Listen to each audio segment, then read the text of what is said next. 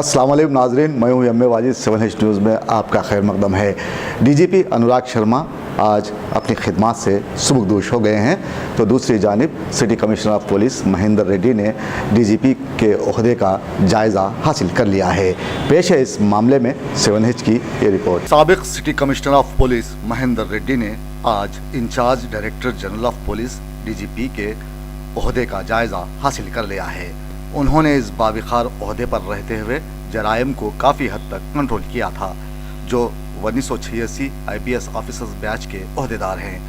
आज साबिक DGP अनुराग शर्मा की मियाद मुकम्मिल हो चुकी है और उन्होंने रिटायर होने के बाद मीडिया से बात करते हुए कहा है कि उन्होंने अपने हिस्से का किरदार बड़ी दयानतदारी से अदा किया है। वो अपनी खिदमत से काफ़ी मुतमईन हैं।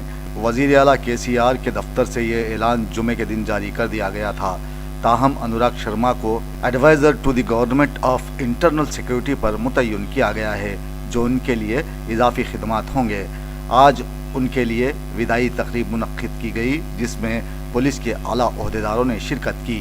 After that came the most satisfying time of my career, the DCP of the old city, 92 to 95, when communal problems were at its peak. Well,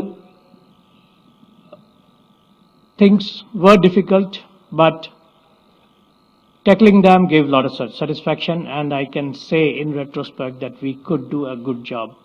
And again, of course, with the help of all other officers and our bosses, our CP, Shri M.V. Bhaskar Rao.